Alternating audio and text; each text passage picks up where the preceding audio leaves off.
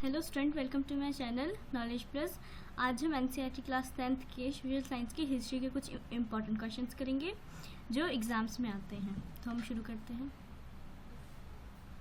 उससे पहले मैं आपको एक बार पैटर्न बता दूं। हिस्ट्री का जो पैटर्न होता है उसमें हिस्ट्री के स्पेशली पेपर में हिस्ट्री के क्वेश्चंस 17+ मार्क्स के आते हैं। जो हिस्ट्री के होते हैं उसमें क्वेश्चन 10+ होते हैं, 10 होते हैं। उसमें 1 मार्क्स के क्वेश्चन होते हैं, 3 मार्क्स के क्वेश्चन होते हैं और 2 मार्क्स के मैप्स जो होते हैं वो शुरू से होते हैं मैप, तो 2 मार्क्स के मैप्स होते हैं इसमें। तो हम शुरू करते हैं। आज हमारा चैप्टर है अध्याय 4, चैप्टर 4, भूमंडलीकृत विश्व की संरचना। तो इसका फर्स्ट क्वेश्चन है, रिंडरपेस्ट 1890 के दशक में अफ्रीका के लोगों की आजीविका और स्थानीय अर्थव्यवस्था पर पड़े प्रभावों का वर्णन कीजिए। ये क्वेश्चन 3 मार्क्स में है और सीबीएसई 2016 में आया था। तो रिंडरपेस्ट एक बीमारी थी जो अफ्रीका में फैली थी और इससे वहाँ के लोगों की अर्थव्यवस्था बहुत ज़्यादा बिगड़ गई थी, कह सकते हैं, ख़राब हो गई थी। तो वो देखते हैं कैसे आया था। तो हमारा पॉइंट फर्स्ट है, रिंडरपेस्ट का आना।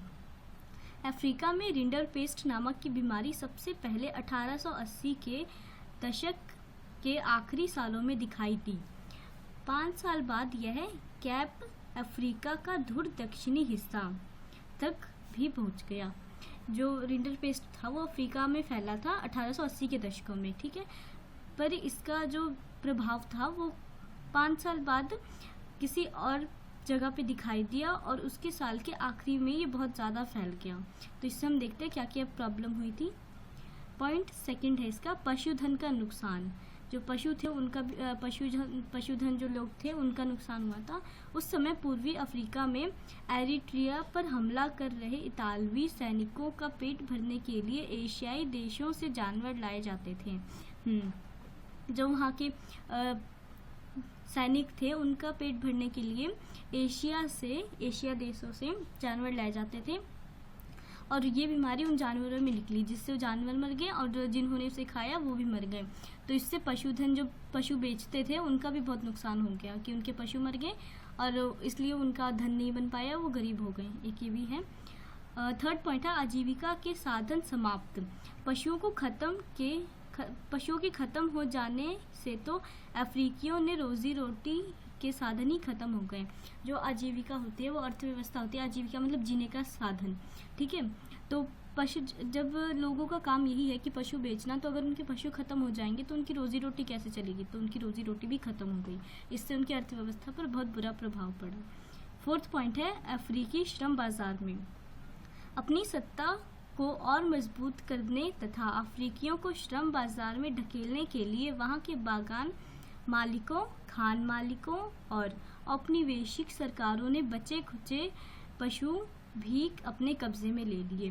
पहले तो जो अफ्रीका के पशुधन लोग थे वो, एक तो उनका था कि उनके पशु मर गए और दूसरी जो थी वहाँ के जैसे बागान मालिक थे, खादान जो होते हैं, खान मालिक उन्हें बोलते हैं, खादान जो होता है उसे खान मालिक, और औपनिवेशिक सरकार जो थे उनकी जो थोड़ी बहुत पशु बची थी उन्होंने भी अपने कब्जे में ले लिया। जो पशुधन लोगों की थोड़ी बहुत पशु बची थी उन्हें भी अपने कब्जे में ले लिया, जिनसे उनके अर्थव्यवस्था पे और बुरा प्रभाव पड़ा। वो तो जीने का उनका साधन खत्म हो गया और उनका रोजी रोटी भी खत्म हो गया, इस बात से कह सकते हैं। पॉइंट फिफ्थ है, अफ्रीका को गुलाम बनाना। बचे खुचे पशु संसाधन पर कब्जे से यूरोपीय उपनिवेशकारों को पूरे अफ्रीका को जीतने व गुलाम बना लेने का बेहतरीन मौका हाथ लग गया। जो उनके पशु बेचने थे, थोड़े बहुत पशु बच्चे थे उनके पास, पशु संसाधन थे, उन्हें भी उपनिवेशिक, जो यूरोपीय उपनिवेशिकार थे, उन्होंने अपने कब्जे में ले लिया और अफ्रीका को गुलाम बनाना शुरू कर दिया उन्होंने। तो ये था कि जो रिंडरपेस्ट था उसके कारण इतने सारे प्रॉब्लम आए थे, इतने सारे अर्थव्यवस्था पर उनके असर पड़ा था। तो ये है। सेकेंड क्वेश्चन हमारा है, अंतर्राष्ट्रीय मुद्रा कोष तथा विश्व बैंक की स्थापना के कोई 3 कारण बताइए। ये 3 मार्क्स में है और सीबीएसई 2016 में आया है। तो इसका पॉइंट फर्स्ट है, औद्योगिक विश्व में आर्थिक संतुलन तथा पूर्ण बेरोजगार बनाए रखना। जो आर्थिक संतुलन होता है वो आर्थिक संतुलन की अपना पर्सनल जो संतुलन है वो, जैसे कह सकते हैं कि आजीविका हो रही है, या फिर अर्थव्यवस्था, अपना खुद का अर्थव्यवस्था, जो लोगों का अर्थव्यवस्था होता है उसे बोलते हैं आर्थिक संतुलन। तथा पूर्ण बेरोजगार बनाए रखना, जो थे कि ज़्यादा लोगों को रोजगार भी नहीं देना और ज़्यादा लोगों को बेरोजगार भी नहीं रखना है, तो इसको बोलते हैं आर्थिक संतुलन बना के रखा उन्होंने, जो अंतर्राष्ट्रीय मुद्रा कोष थे उन्होंने। पॉइंट सेकंड है बाह्य अधिशेष तथा घाटे को इसके सदस्य देशों के साथ निपटाना।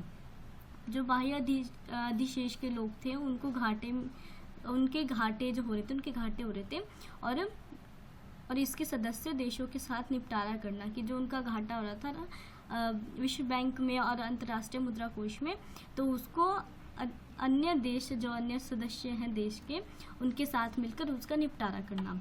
पॉइंट थर्ड है अंतर्राष्ट्रीय बैंक पूर्ण निर्माण तथा विकास संबंधी, जिसे प्राय विश्व बैंक कहते हैं। अंतर्राष्ट्रीय बैंक की स्थापना युद्धोत्तर पूर्ण निर्माण के लिए आर्थिकता उपलब्ध कराने के लिए हुई थी। जो अंतर्राष्ट्रीय बैंक था, इंटरनेशनल बैंक भी कहते हैं इसे, अंतर्राष्ट्रीय का मतलब ये होता है इंटरनेशनल बैंक, वो युद्धोत्तर के समय की गई थी स्थापना इसकी पूर्ण निर्माण के लिए, आर्थिकता, जो आर्थिक लोग की कमी हो जाती है, तंगी होती है, तो उसके लिए इसे उपलब्ध कराया गया था, जो कि अभी भी है। ये क्वेश्चन हमारा हो गया। अब क्वेश्चन नंबर चलते हैं हम थर्ड पे। क्वेश्चन नंबर थर्ड है वैश्वीकरण की प्रक्रिया में सांस्कृतिक आदान प्रदान से संबंधित किन्हीं 3 पहलुओं पर प्रकाश डालिए। ये 3 मार्क्स में था, CBSE 2016 में था।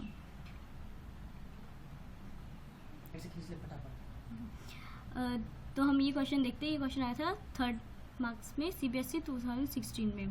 तो इसका आंसर है पॉइंट फर्स्ट है आहार। कॉर्न लॉ समाप्त होने के बाद व्यापारियों ने पूर्वी यूरोप, रूस, अमेरिका तथा ऑस्ट्रेलिया से सस्ता आहार आयातित करना शुरू कर दिया। जो वैश्वीकरण हुआ था, वैश्वीकरण की प्रक्रिया, इसमें हमें पूछा कि वैश्वीकरण की प्रक्रिया जो थी सांस्कृतिक आदान प्रदान से संबंधित थी। ठीक है, तो उसे हमें बताना है कि 3 कौन कौन से थे जिससे उसका आदान प्रदान होता था। तो पहला हो गया कि आहार।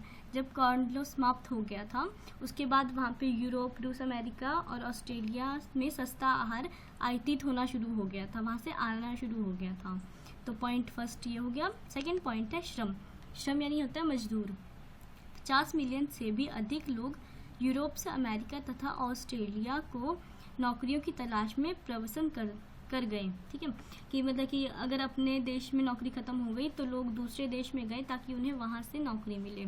तो 50 मिलियन जो लोग थे, उससे भी अधिक जो लोग थे वो नौकरी की तलाश में वहाँ गए, ऑस्ट्रेलिया और अमेरिका गए। तो ये हो गया सेकेंड पॉइंट। थर्ड पॉइंट हमारा कपड़ा। लोगों के आने जाने से उनके कपड़ों की शैली तथा खान पान की आदतें भी उनके साथ जाने लगी।